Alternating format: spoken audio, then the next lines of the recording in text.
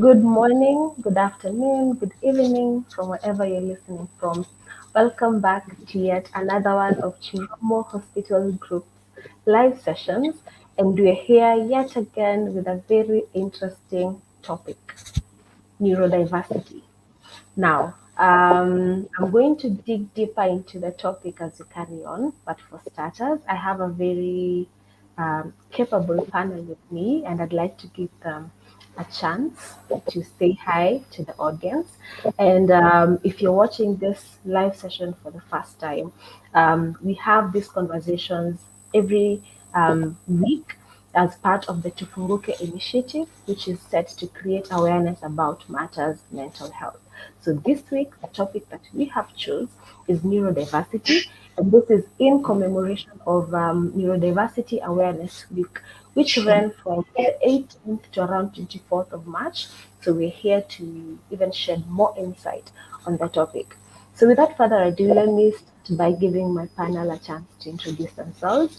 I'll start with Magdalene. Please say hi to the audience, tell us what you do and how you're feeling today. Over to you, Magdalene. Um, Thank you so much, Pendo. I hope I am audible. Yeah, my name is Magdalene Rashidov. I am a clinical psychologist at Shiramo Hospital Group. I have more than 4 years of experience in clinical psychology, and I'm really to be part of this panel for today, discussing on a matter that is important, that is neurodiversity, and I'm grateful to be here. Back to you. Thank you so much, Magdalene. We got most of that, although there's still interference from your end. But we hope that we'll get you more clearly as the conversation goes on.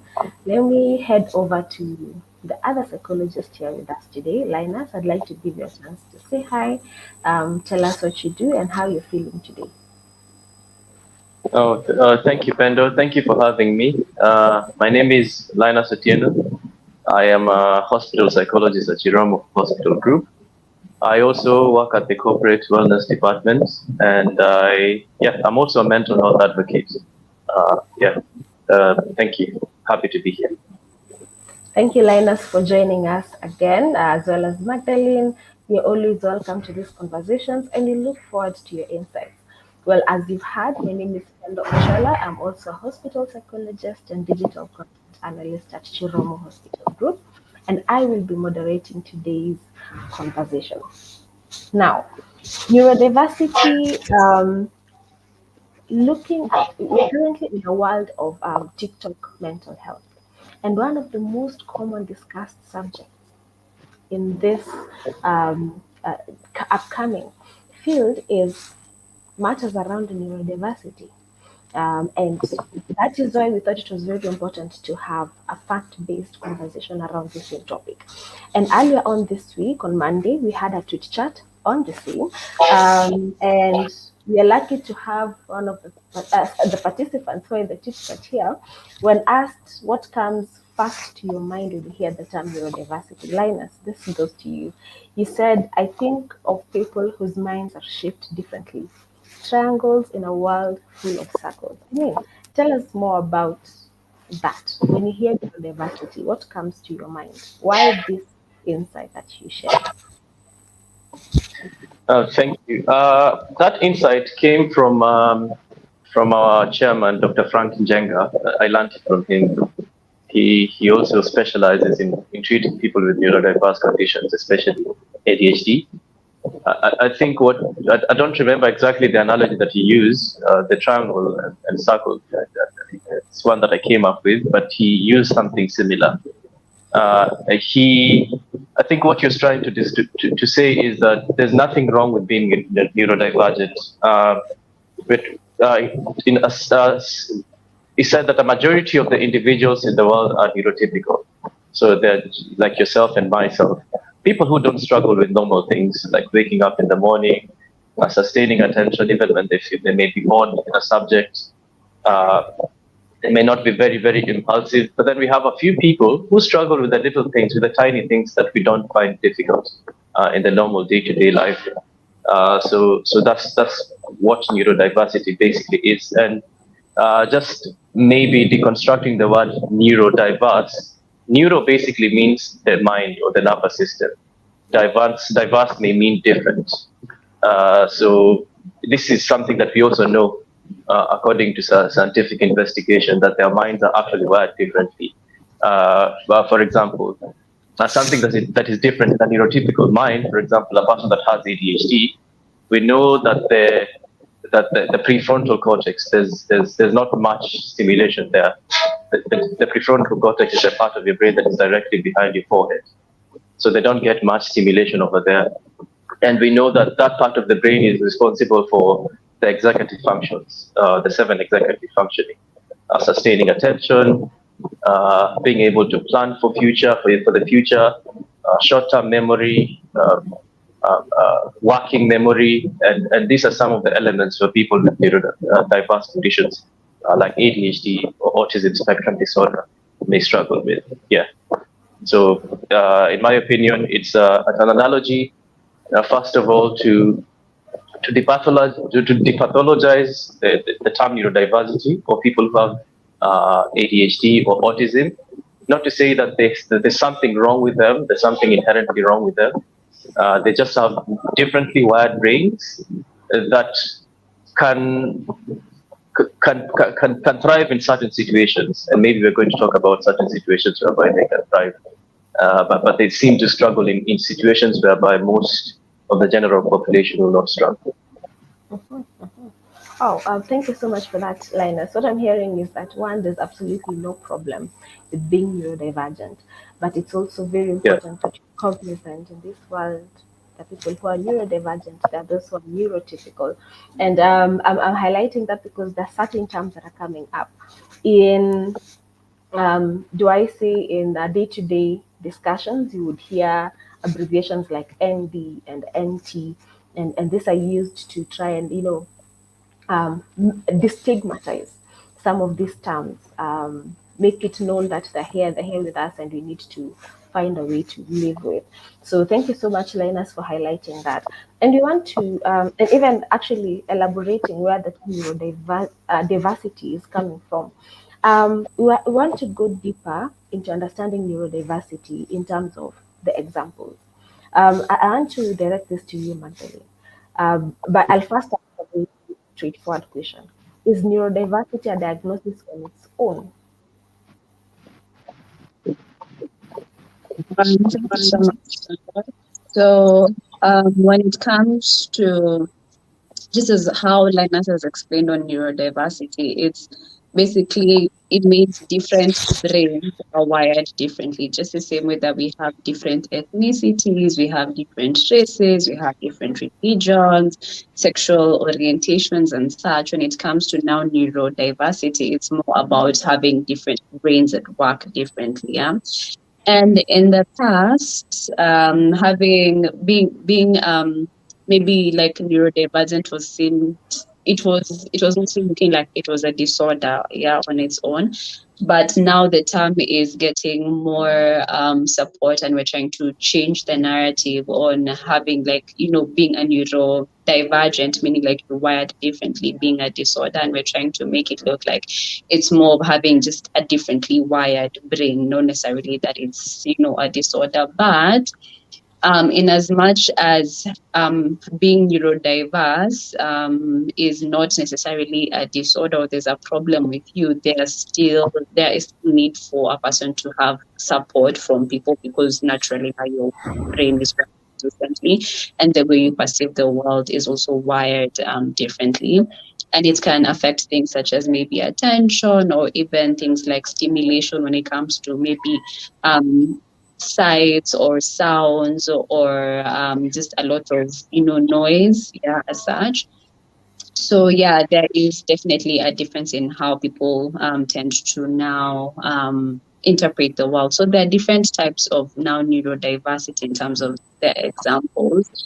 We have things like that we mostly know of when it comes to like now ADHD, which is um, a situation in which you might find it difficult sustaining your attention for long periods of time, and a person might require having regular short breaks for them to be able to fully finish what it is that they were meant to do, or being easily forgetful, or being easily distracted, or now being feeling like you're constantly restless. Yeah, you cannot be able to sit down for a long period of time. You have to be maybe be on the move or on the go for you to be able to think or to come up with a decision or to just logically think through a certain thing. So that is in regards to now the ADHD. And then we have autism, which is also well known, where a person might really struggle with um, social interactions or maybe social awkwardness. They might find it difficult picking up social cues, things like maybe being sarcastic. They might not be able to easily pick it up as, sarcasm. It's just interpreted very logically, or even having issues with now the high stimulation or being in places such as maybe when there are loud sounds, it's very difficult for them to be in such spaces, or when the lights are too bright, it's difficult for them because it overly stimulates them. Yeah, or having difficulty regulating their emotions or finding the appropriate words to articulate their emotions, or just coming out very blunt or very, honest as such. So that's basically now on the autism. And we have also different types of neurodivergence. We have dyscalculia, which is basically finding it a bit difficult to calculate numbers or to work through numbers or digits, which is a bit of a problem. And we have things like dyslexia, which is finding it difficult to read, write, or to interpret things that are written, or just writing it the way they're supposed to be written. So they mostly interpret things through images. It's easier for them to interpret things or to understand them through images compared to like reading and writing. So there are very many different types of neurodivergence. There's a lot. Yeah. Mhm, mhm. Thank you so much, Magdalene. And I know I gave you quite the task. Neurodiversity by itself is quite broad, and as you can hear, there are several diagnoses that fall under the umbrella of neurodiversity. So, if you're listening to this conversation today and you're actually more interested about the topic, we are more or less planting a seed in your mind. Go online, research, speak to your professional, inquire more. But as much as you're going online, also please make sure to use credible sources, because there's also a lot of information out there.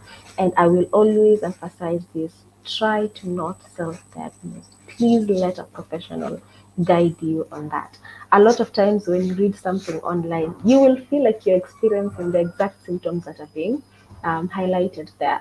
So take a moment to see a professional. If you feel like you're ticking a lot of boxes, let a professional guide you through diagnosis and support. But I want to go back to appreciate you, Magdalene, for trying to compress at least the different examples when it comes to neurodiversity. I want to take a moment to appreciate another panelist who's joined us today, Faith Ogega. Thank you so much for joining us. I know you had a bit of challenges before, but we're glad that you made it. I'd like to give you a chance to say hi to the audience, tell us what you do, and how you're feeling today. Over to you, Faith.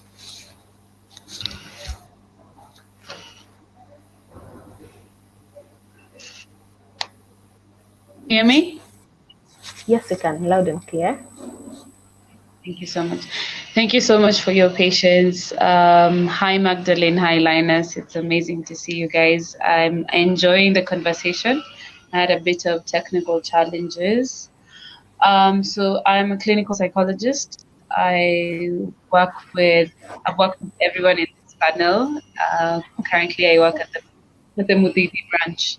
I'm doing well this morning, and I'm really excited to listen in and contribute my 2 cents to this conversation.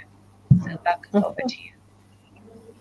Thank you so much, Faith. We are glad to have you here. Also, because actually this panel was carefully curated, because everyone here has had quite the experience dealing with people who show symptoms of neurodiversity, and helping them cope in day-to-day life experiences. And I want to start, or rather, go to you, Faith, having that we've had Linus and Magdalene do a very nice brief on what neurodiversity is and the examples.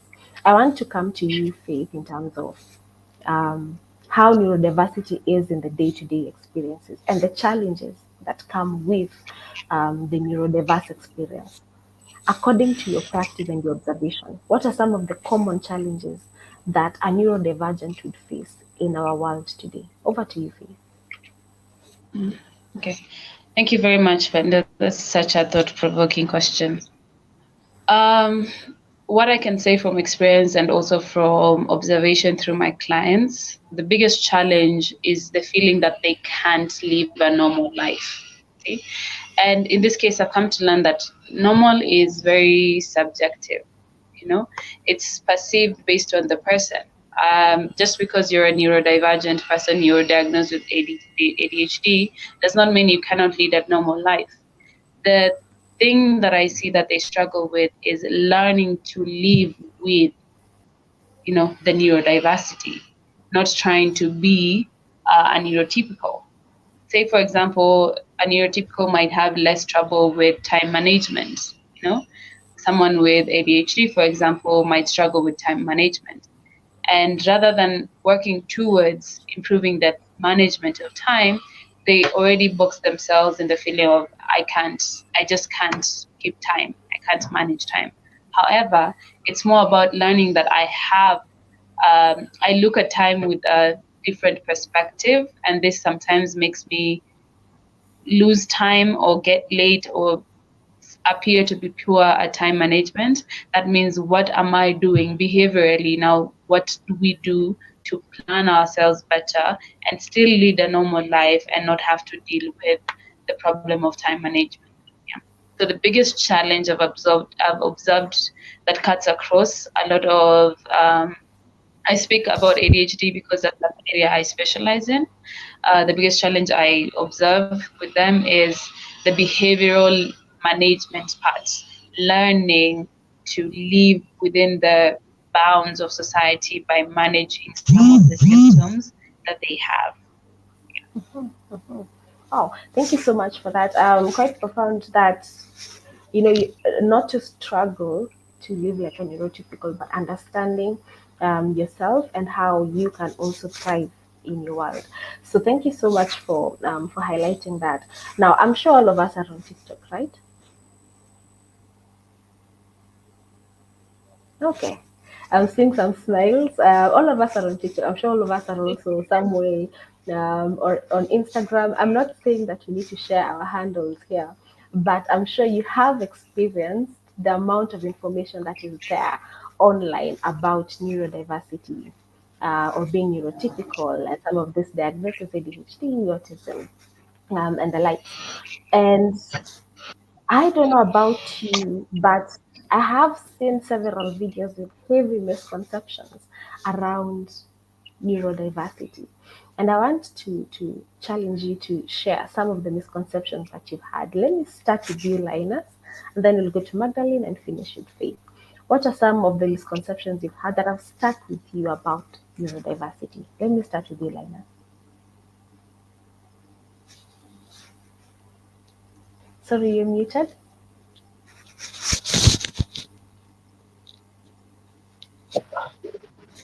No, sorry.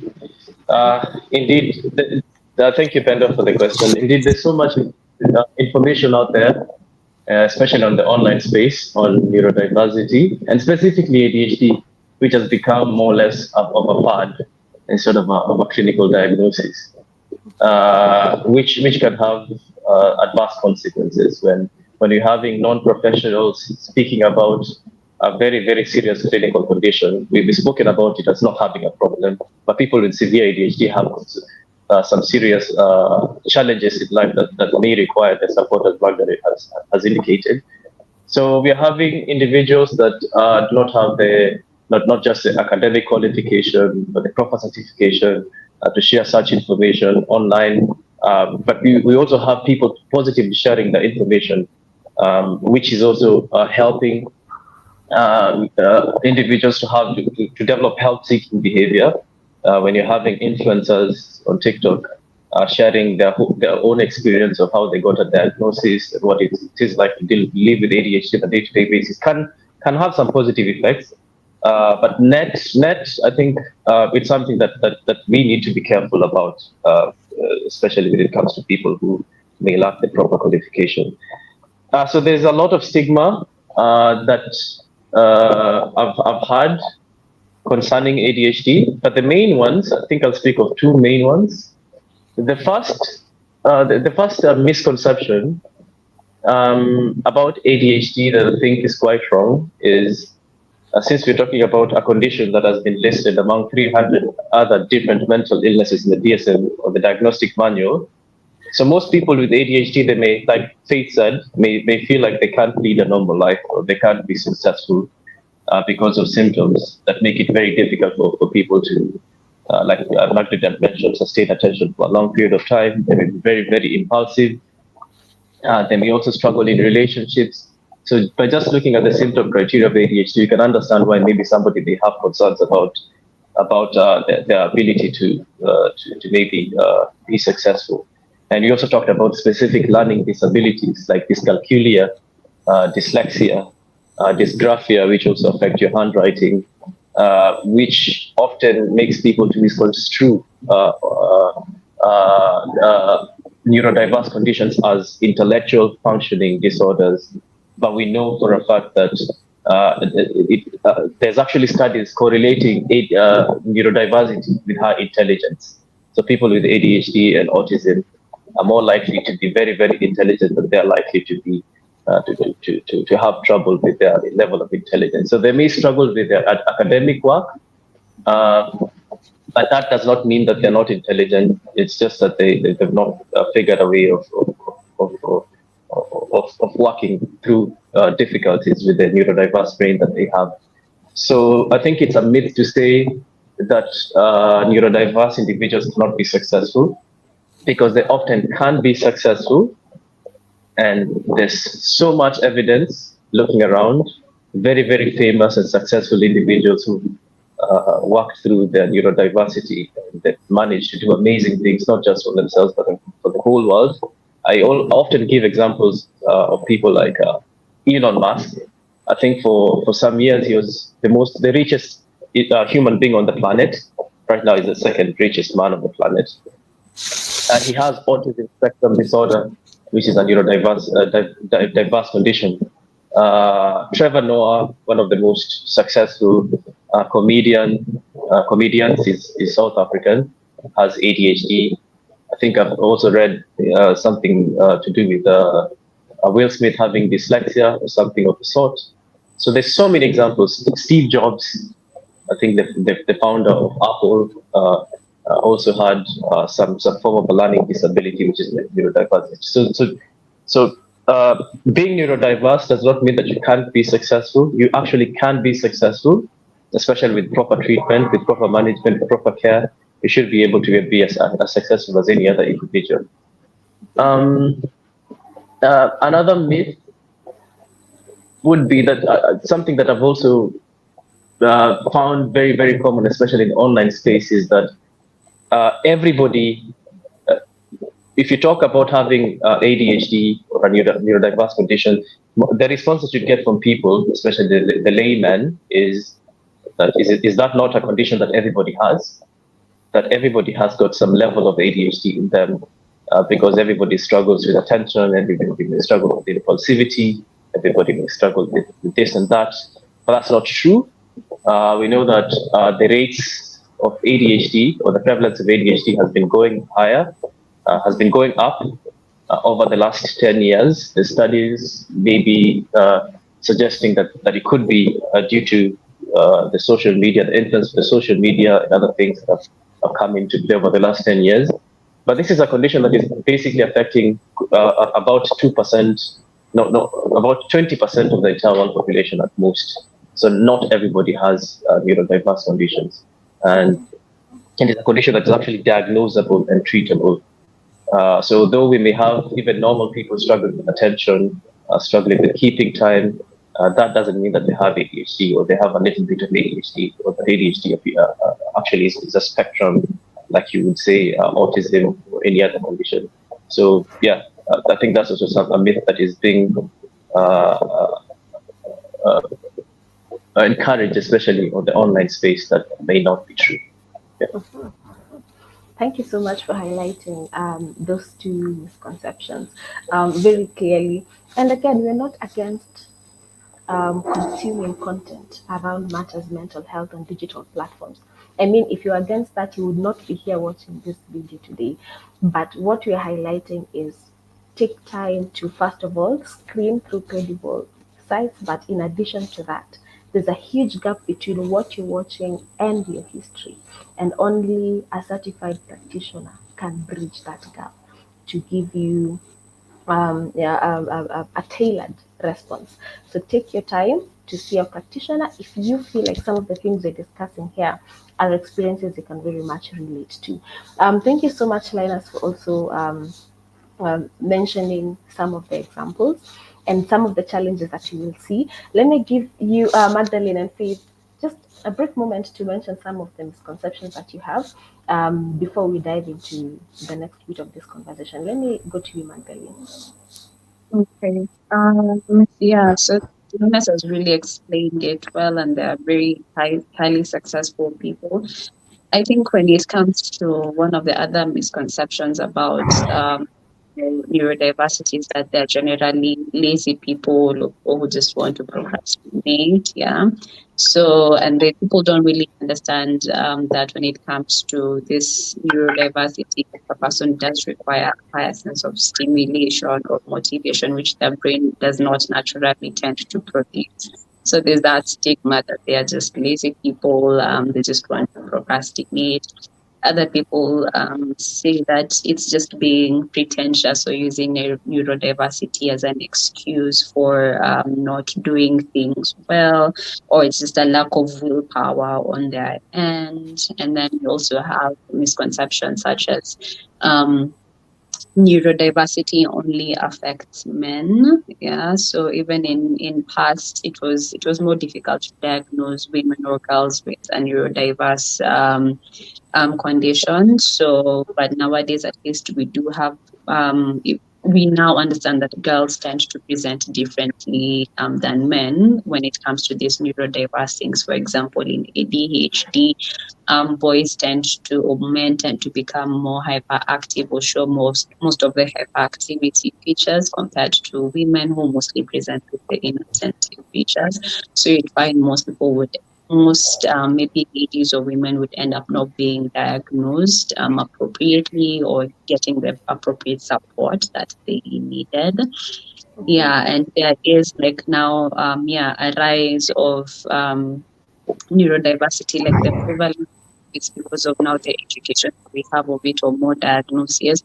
So even comparing, like this is studies from the US back in 2021, in 54 people were diagnosed with ADHD, with autism, that is, so 1 in 54. But in 2020, it was 1 in 150 people. Sorry, one in one. Sorry, let me get that back. So 1 in 150 people were diagnosed with autism back in 2000, but right now it's 1 in 54 in 2020. Yeah, so 1 in 54 people are now diagnosed with autism. So we can see that the world, like there's so many people getting this new diagnosis. So there are more neurodivergent people who are aware of it, and actually there could be a significant number that has also not been diagnosed. So the numbers could likely be much higher, and we need to start creating an environment that now accommodates the neurodiverse people. So. Wow, such an interesting statistic. It's grown threefold, and that is basically, as you've said, this is what has been collected, the data that has been collected. You have no idea about the rest who have not been, with misrepresentation. So thank you so much for that. I'm hearing the bit on the branding that comes with some of these diagnoses. Someone is just lazy and things like that, but there's also the gender element to it. So thank you so much, Magdalene, for Yeah. that. Oh, And yes. Yes. Maybe just to add to what Magdalena said, because I think it's quite important that there's Yes. been an increase in the prevalence of ADHD diagnosis and autism diagnosis across board across the planet. And we haven't done such statistics here in Africa, but we know that the rates of ADHD and autism have seemed to have gone high. I think partly it's due to what she has mentioned, that a lot of women with ADHD were not diagnosed with ADHD or were misdiagnosed with depression, because ADHD for women mostly would manifest differently. They tend not to be very overtly hyperactive. They may be the quiet girl that sits at the back of the class, that does not disrupt anyone. But the problem is that they can't stay in the moment, and that is very hard to diagnose. But now we know that, so we've gotten more women getting diagnosed with ADHD, which is good. Women that actually have ADHD. But then we may have another problem where we may be talking about over-diagnosis of the condition, partly due to what we talked about earlier, TikTok, social media, and also individuals with other conditions that may have symptoms that mimic ADHD. For example, we know that if you have a drinking problem or have a drug problem, you may have some symptoms that may mimic ADHD. And if you don't get proper evaluation, you may be misdiagnosed as having ADHD and get the wrong treatment. Also, in the era of the social media, the studies also showing that this misuse of social media. Last time I think we talked about us spending an average of between 6 to 8 hours of our time on social media. So that in itself may have an effect on our intellectual, on our executive functioning, and we're having an increased number of young children that are spending countless number of hours of time on TikTok, which is very aggressive, uses a very aggressive algorithm. And people that are addicted to social media, they may struggle to sustain attention in other things, which may mimic ADHD. And this may also maybe account for the increase in the number of people getting an ADHD diagnosis. So yes, some girls that were not diagnosed are now getting diagnosed, rightfully so. But we're also getting individuals getting misdiagnosed with ADHD when actually they may be having something else. Yeah. Wow.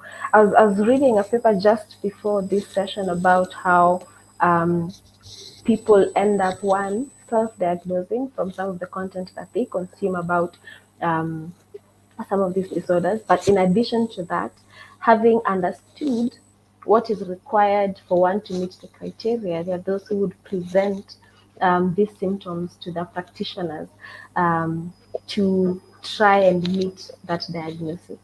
So information is a powerful tool, and it's double-edged, can be used the right way, but also can be used in not the way it was intended to. So we have to be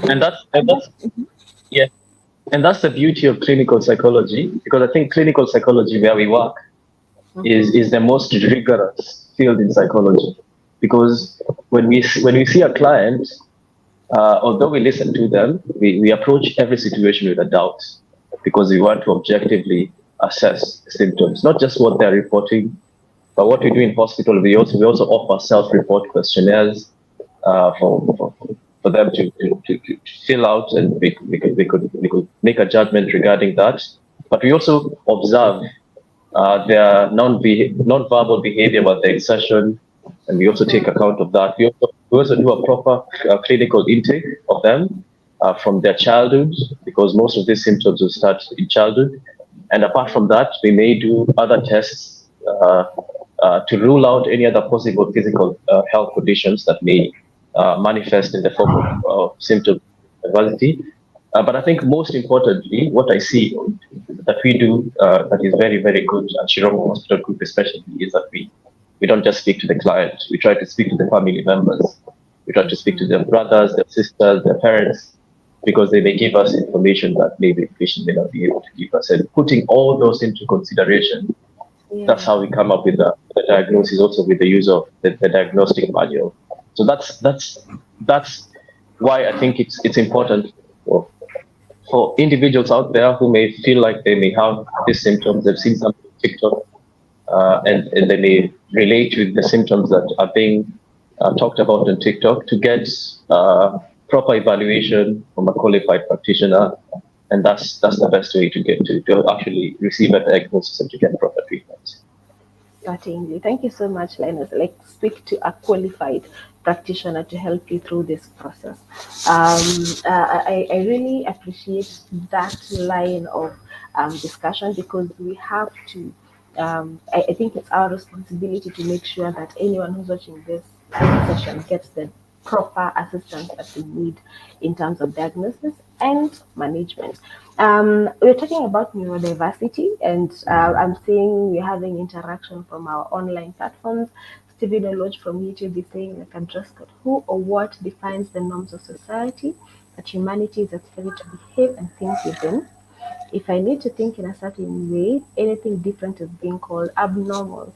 Thank you so much, Stephen, for this comment. And it goes back to one of the opening statements today. Lina said that being neurodivergent does not mean that you're normal. It's absolutely okay, and it's been emphasized time and again in this session that they support, and it's possible for you to be functional, to be successful in the space that you're in. Let me come back to you, Faith. Is there any other misconception you'd like to add on before we go to the next bit of this conversation, which lies on functionality? Over to you, Faith.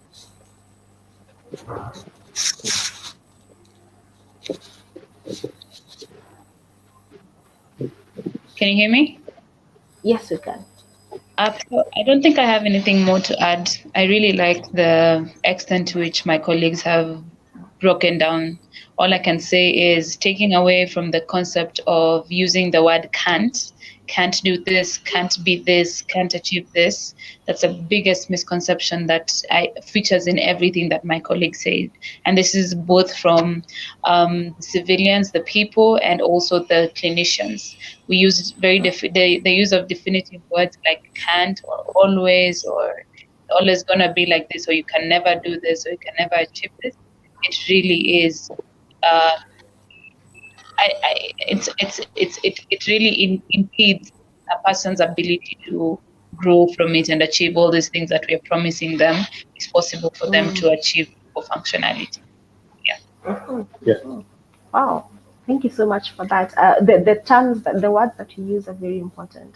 Alternative words could sound like you might struggle with, or what are some of the alternative terms that could replace can't?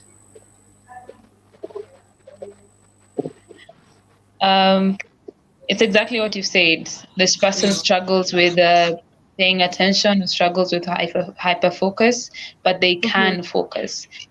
The person is, let me use that word, struggling with, so they can learn, having trouble with, unable to, but is able to learn, things like that.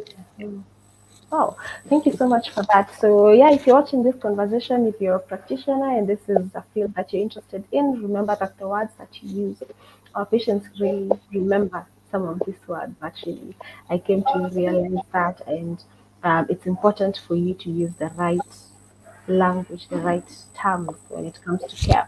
Now, I want to go back to you, so it's still in the same line of now functionality. We've talked about struggle with, trouble with. I want us to contextualize how neurodiversity would look like in a school setting, just briefly. What are some of the challenges that someone would face in a school setting? And we'll also talk about work setting later on, but let us look at the school setting. What are some of the things you've observed? Okay. For students in a school setting, I observed reports from both teachers and parents and students of having trouble paying attention to my math teacher, or I'm having trouble making friends or interacting with people during break times. I isolate. I find myself isolating or staying by myself. These are some of the indicators that this person could be struggling with neurodiversity, that with things that come very easily to other people. For other students, for our neurotypical, when we look at the timetable in a school, We have math in the morning, English comes after, then science. Yeah, this neurotypical able to switch focus from one subject to the other. Of course, we all struggle with concentration, but we find a neurodivergent student might be able to hyper focus in an English lesson. Why? Because maybe they have interest in English. And then because they lack interest in math, they struggle with focusing or concentrating and giving their all also with the math lesson. So things like that are some of the things that feature.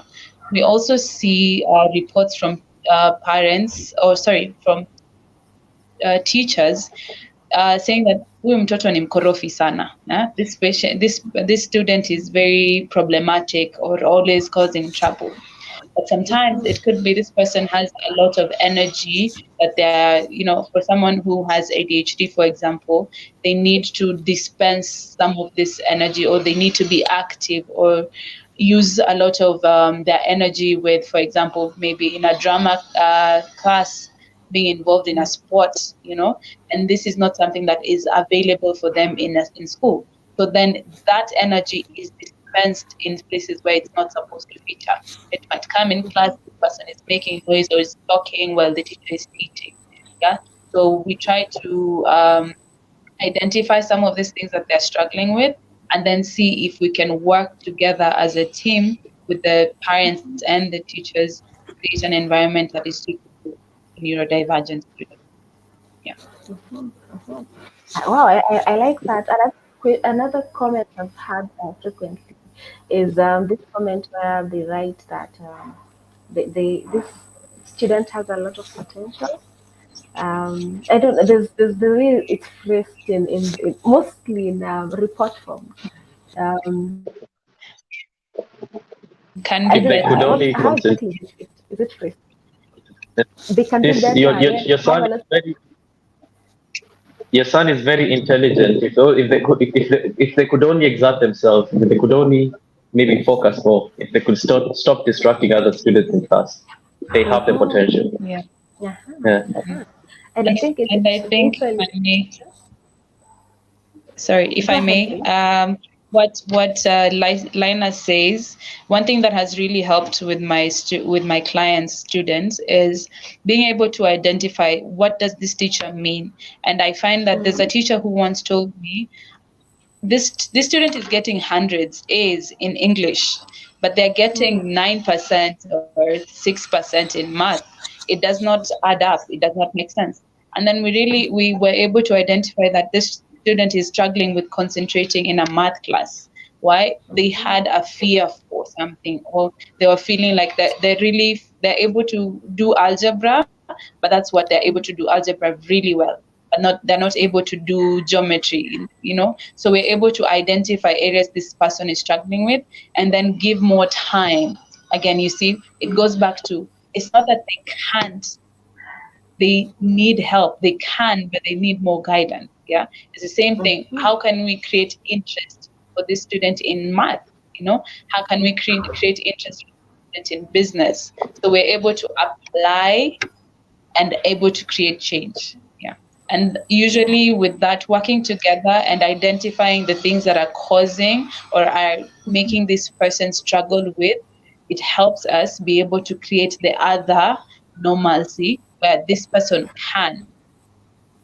It might Wow. not be as good as an A in English. It's definitely not going to be a 9%. Yeah. Thank you so much for Uh, highlighting. Yes, Linus, please go uh, ahead. Sorry, I think what Faith has said is quite important. I just wanted to maybe throw my weight a little bit behind what she said. There's a school of thought. I believe Faith was talking about ADHD, which is one of the neurodiverse conditions. If I'm not wrong, is that right, Faith? It's ADHD. Yes. So there's a school of thought among psychologists who believe that maybe the naming of ADHD is not right. We're calling it attention deficit. But is it really attention deficit? I don't think it's attention deficit because I've personally interacted with people with ADHD. I don't think they have an attention deficit. I think they have a lot of attention, almost too much of attention. But the problem that they have is redirecting it. Imagine having a brain that has a brain of its own. So it's like they have a brain that have a secondary brain, but it's the secondary brain that decides what to focus on, not the person that decides what to focus on. So the brain has chosen to focus on math, not English. So they have, and when they the math class, they intensely focus, almost too much focus, what we call hyper focus. And the hyper focus has got a good side to it and also has got a bad side to it, because sometimes you focus on something almost to the exclusion of everything else. It's tunnel vision. This is what I'm focusing on. So there's that. So that's why we're talking about it as not really having a problem, because we're not calling it attention. It may be called attention deficit hyperactivity disorder, but all evidence seems to suggest that these people don't lack attention. They have a lot of it, and like I said, almost too much of it. It's just that they need help in directing that attention to the right places, or a little bit of that in the right places, and that's the best way to treat the condition. Thank you so much. The more the two of you are contributing to this, the more I'm drawn to that statement: triangles in a world full of circles. Because I want to believe that some of these terms are coming from a neurotypical perspective. That we are supposed to sit down and concentrate on whatever is ahead of you, but your mind is thinking of other things. So a neurotypical is able to easily do that. So someone who is not able to, without fully understanding the experience, would be now the triangle in a world full of Yeah. circles. So I can see how some of these terms, if you're watching this conversation, you can see how this is quite a broad discussion. They're not even limiting on it only on ADHD. There's dyslexia, there's dyscalculia, as we've talked about, and these experiences would be different. Why is this child able to do really well with words but really struggle with figures and numbers? And without properly assessing and understanding what the challenges are, then you might not be able to fully support this individual. So it's quite broad, which emphasizes more that if you feel like Yeah. this conversation is hitting too close to home, please speak to a professional. Let that person tailor that information for your experience. I want to, the two of you actually beat me to this process, where the first step was to look at the experience in a school setting, but also look at how to support this individual in that setting. And I think we've really exhausted that. I want to look at if there's someone watching this and they're an adult, they're in a different setting, not so different, but a bit different, the work setting. Let me indulge you, Magdalene, a bit. How would a neurodiverse experience look like in the work setting? Over to you. Okay. I'd also like to add just a few things, also maybe in childhood setups. There are people who might, as a child, you might end up maybe butting into conversations that were not yours to begin with in the first place. So the rest of the children might end up secluding you a lot of the time, or being even impulsive in speech. Maybe, say, for example, there's a certain subject you really like, and then the teacher hasn't given homework. Oh, that part your homework, and then the rest of the kids are like, so you kimbelembele shida yake ni gani, So there are such issues, or even finding it difficult to pay attention to details in the exams. So they might end up missing. Maybe there are things they've been written, which among this is not, so they'll miss on the not part and end up writing the rest of the other things. So they might end up having differences in their performances, or even being easily bored in class, wandering off, or just seemingly very disinterested. So teachers might feel like this child does not respect me, so they might take it personally as well, so which might end up having other issues. So in terms, or even in setups of like maybe for someone who's autistic as a child, that might find it difficult being in rooms or situations that are very highly stimulating. Maybe there's the place where they're in school, it's just too noisy, they're near the road, and it really tends to disrupt them, or the lights are just too bright for them to even be able to concentrate, or difficulty being able to express themselves. So they might end up becoming very maybe aggressive sometimes. So that's that. So in terms of the place of work, yeah, Let, just as we had allow, mentioned earlier. allow me to just confirm before you even transition to work. Um, Mhm. as highlighting this is also highlighting ways that they can be supported. So things like life, things like stimulus, their environments that can be tailored for this individual.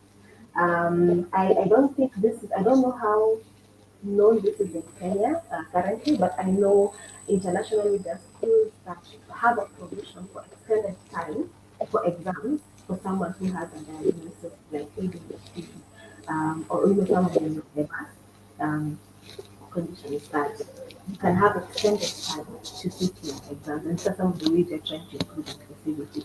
I just thought it's important to mention that, even before we transition to work. So, Mandalin, for cutting you short, let me hand it over back to you. Okay, thank you for that. Yeah, there are some schools that do accommodate neurodiverse people, which is a good thing.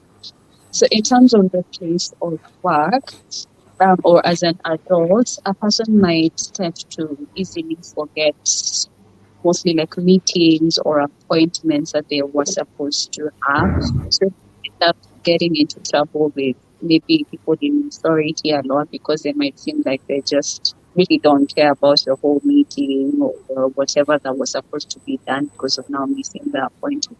So there'll be troubles with authority. There's also what Faith had mentioned in terms of time management. It might be a bit difficult for them to get to work earlier as expected because at that time they still haven't fully like woken up. It's more difficult for them to maybe just get up a bit earlier. They might also find trouble. Maybe a person, especially maybe with ADHD, they might be really interested in starting a project, like they fully put in their energy, their focus to it.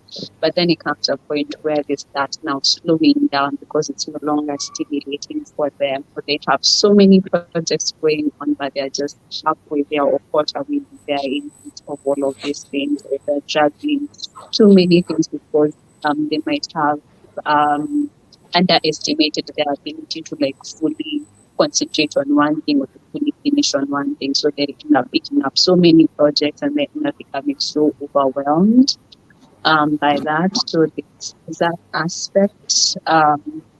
Yeah, so I guess in the place of work, they could really struggle a lot with authority, paying attention as well, or concentrating in long hours of meetings. So they need a space where they just need to stand up and go to the wardrobe or go down. If it's a space that does not accommodate that, they might end up getting into a lot of trouble. Yeah, so that's basically in terms of the piece of work, or even for them managing themselves, say financially. This is in terms of not even in the place of work, but even if you're like self-employed or you're running your own business and you're diverse, you might end up having troubles in managing the finances or managing the business because of the proximity to it, or even losing track of some things that you needed to have to do with one. So there are many challenges that this become taking with us, or the social problems as well, because of changes also in mood swings at one point. Yeah, you're routine, then makes you feel very maybe irritable, or you just don't feel like engaging in conversations as well. So there might be that social troubles that also so Wow.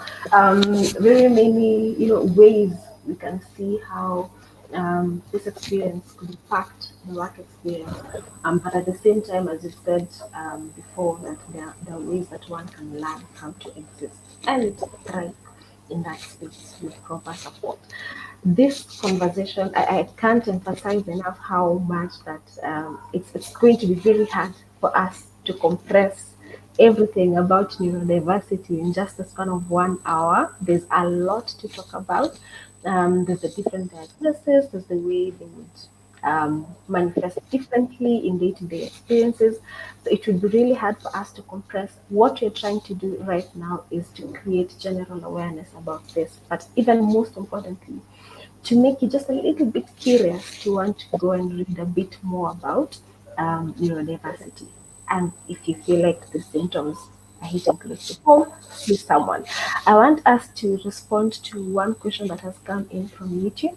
And then after that, I would like to give a chance to the panelists to give their parting shots to our audience. So let me start with the question that has just come in. And this goes to anyone who would like to respond to it. If one cross dresses or is transgender, am I neurodiverse? Who would like to respond to this? I will respond to that. If one cross dresses or they're transgender, is that neurodiversity? That's a very interesting question, by the way. It's something that I've also developed interest in. And what I've found is that this is maybe not directly related to the question, that there's studies showing that autism, which is a neurodiverse condition, could be a risk factor to somebody being transgender. But we're not saying that being transgender is a mental illness, not a mental illness.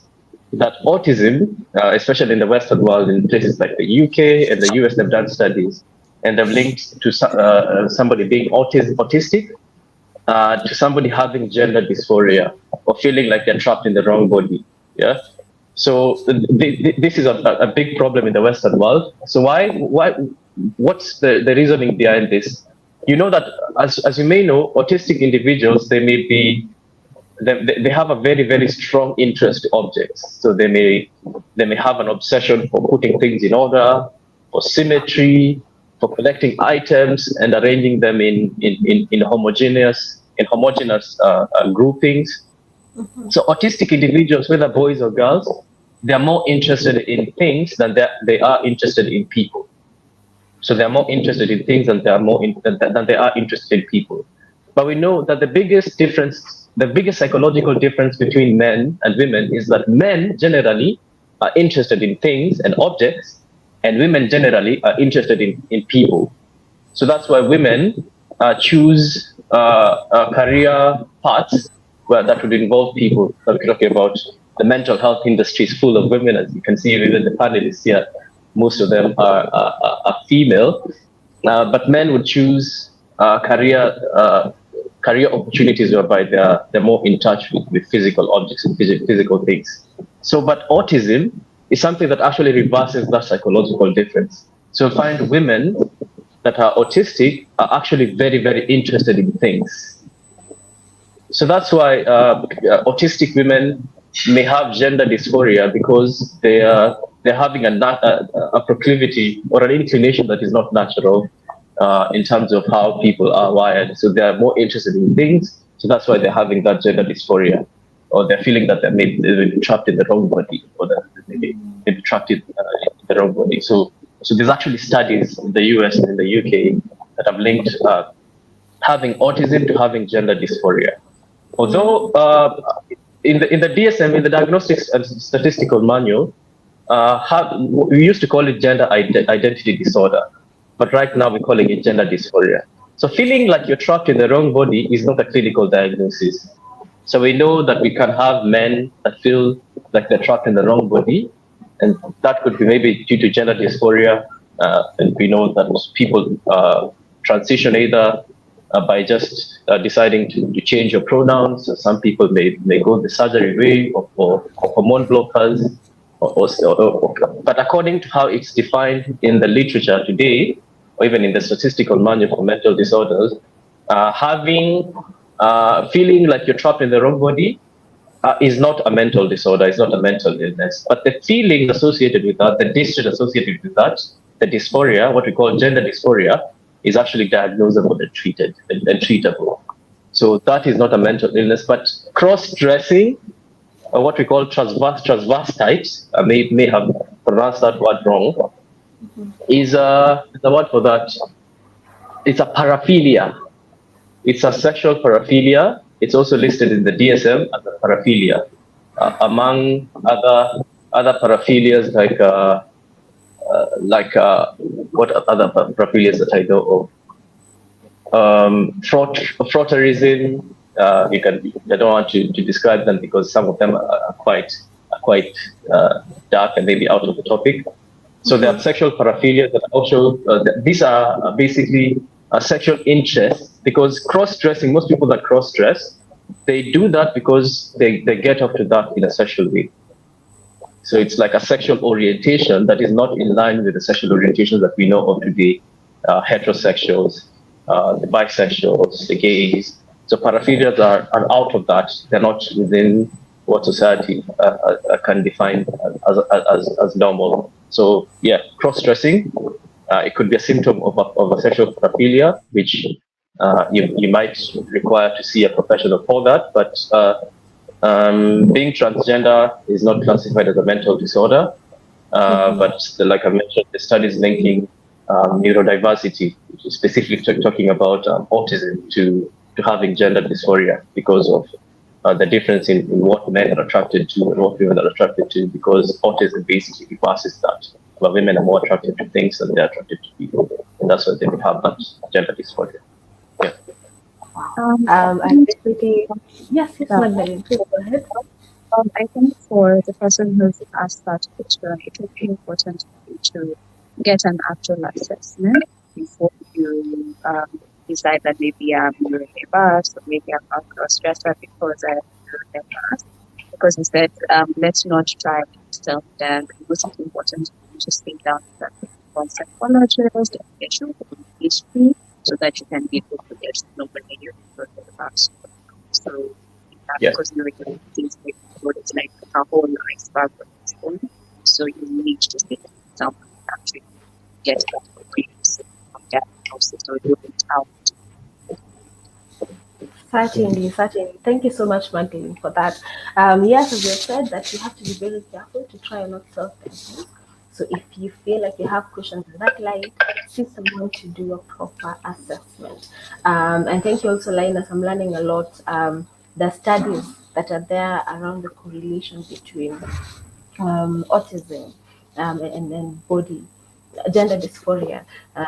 So it's important that we know some of these things. We're curious minds. We always want to explore.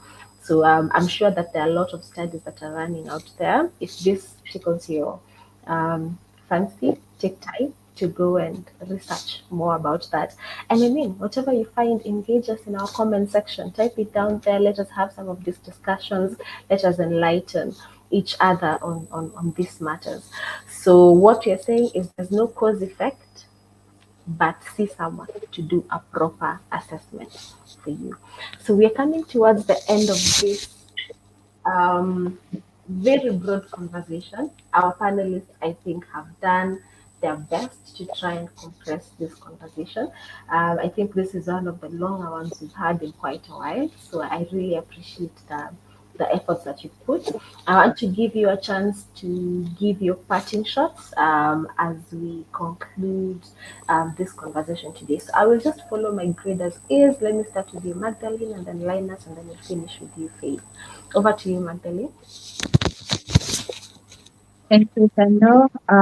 I'd just like to encourage us to, if you feel like you might seem to fit in any of these symptoms, it's good for you to just be assessed by a clinical psychologist or even a psychiatrist for you to get that appropriate diagnosis.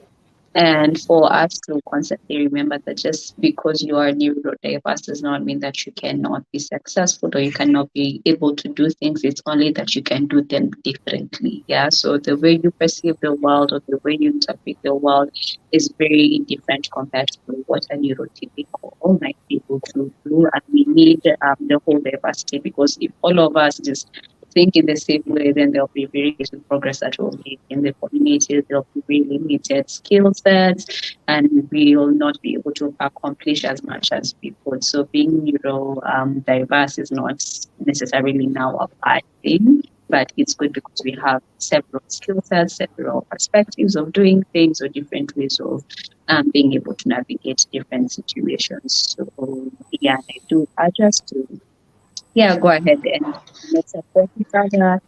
Let's create spaces where neurodivergent can be able to live, because actually 30 to 40% of the world population are actually neurodiverse according to statistics.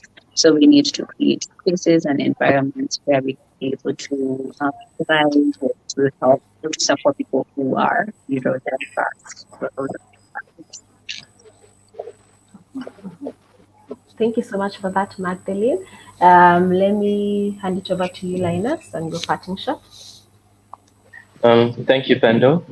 What I'd like to say, maybe just briefly, is that just reiterating what I'd said initially, that being neurodiverse does not mean that there's something inherently wrong with your brain or something wrong with you. Even the treatment that is offered for neurodiverse individuals is not to correct something that is wrong. It's just to help you become the best version of yourself, even including the medication. It doesn't really change anything about your body. So there's nothing really wrong with you. Treatment is available. I think for people who are already diagnosed out there, I think what the advice that I can give is to look into your relationship with the digital media. It seems to be exacerbating symptoms of neurodiversity, especially if you don't take control of that. It's unrealistic for me to tell anybody to stay away from social media because we need social media. Some of us make money on social media. So look into your relationship with the social media. You might need hacks like not going to bed with your phone, leaving it in the living room, or taking social media breaks or detox, and just see how that is going to go with you. We know that if you have undiagnosed neurodiversity, basically that worsens every undiagnosed and untreated and not managed. It makes every single human problem worse for somebody that is neurodiverse and they don't know about it and they're not managing it. It makes every single problem worse. We're talking about early teenage pregnancy. Neurodiverse individuals are more likely to get pregnant out of wedlock very young compared to people who are not compared to neurotypicals. They're more likely to start using drugs early. They're more likely to get into crime. We've already talked about the positional defined behavior that is associated with neurodiversity. So basically, mention every single human problem. If you're neurodiverse and you don't know about it, and you're also not managing it well, not really only through medication, you're not getting intervention for it, it may make every single human problem worse for you. But I'm not saying that to scare anybody. I'm saying that because there's hope. There's hope for anybody out there that may not know or may suspect that they're having a condition. They can get proper treatment, and that should improve the quality of their life dramatically. Thank you. Thank you for emphasizing the need for evaluation and management. And as you can see, I have just three other psychologists on this conversation today who have enough information to help you manage that. This is just a representation of a larger pool of professionals who have specialized um, um, in the management of neurodiverse conditions. So there is help out here. There is credible help. So take time to get that. Finally, over to you, Faith. I'd like to give you a chance to give a parting shot for this conversation. Um, because I don't want to repeat myself, I like everything that my colleagues have said. All my parting thought will be it's possible to learn to learn how to live and function and not have to box yourself. A lot of people who don't understand what you're going through will think of it as an excuse. You're struggling, you're being an excuse or you're giving excuses. And to avoid that, show them that you're making effort to learn. And I promise you that will also what's the word I'm looking for? Um, Showing effort or putting effort to really learn how to live or to interact with the world like everybody else will also open doors for you to receive more help when you are able to share that this is the struggle that I'm having. I've seen that happening, whether it's in school, at work, at home, interpersonal relationships. All we need to do is make effort to really try to be the best versions of ourselves, regardless whether you're neurotypical or neurodivergent. Yes. Yeah. Wow. Thank you so much for that, Faith. And I think another beautiful way to summarize what you just said, in the words of Eliud Kipchoge, no human is limited. So we have the tools that you could have to help us reach our limits. Whether you're neurodivergent, whether you're neurotypical, no one of us is limited. So that brings us to the end of this conversation. I am very, very grateful to our panel today for how they've presented this very complicated topic. I want to call it complicated because there's a lot that falls under the umbrella of neurodiversity. So I want to thank you so much for your very powerful insights. I'm sure that there are people who are watching this that have been triggered to go and learn more, explore the experiences, and perhaps even seek management and support for some of the experiences that they have. So I'm grateful for that. I would also like to especially appreciate our audience, the repeat audience who are here every live and engage us in questions. So we really appreciate you for that. If you're a new listener today, we also thank you. Feel free to share, engage us. We're here to destigmatize mental health as much as we can. I'd also like to give a shout out to anyone who's listening to this conversation, whether live or after we're done with this conversation, and you feel like you need some form of support. If you feel like you need urgent care, I want you to know that you can reach us through our toll free number, which is 0800 220 000. This number is always on and manned by a psychologist who is there to give you support in the event that you need it. And remember that these sessions we're having are part of an initiative that we'll be running as Chiromo Hospital Group, known as the Tufunguke Initiative. This is Swahili for Let Us Open Up. So let us have open conversations about day-to-day experiences. Let us help each other out. And the more we do that, the more we destigmatize mental health. That means that more people seek the help that they really deserve. At the end of the day, it's important for you to remember that your mental health comes first. There's no health without Yes. mental health. So remember that your mental health comes first. And as we end, have very interesting news for you. It's that time of the year when we will be having the Africa Tweet Chat, which is part of the hashtag Mindful Mondays tweet chat that we have, that is on X. So next Monday, we are having an Africa expert on bipolar in the African context. March is Bipolar Awareness Month, and for us to have a beautiful wrap up of that month, we are having an extract on bipolar in the African context. So we are inviting all of you to come, participate, add your insights, tell us about the experiences, and if you feel like this conversation would be a good one for someone that you know, please feel free to share that to them. So head over to our X page at Chiromo Post GRP. That's how we'll be having this conversation next Tuesday at 10 a.m. East African time. So we look forward to seeing as many of you as possible. That is all for today, and I'm wishing you a good rest of the day. Tufunguke. Okay.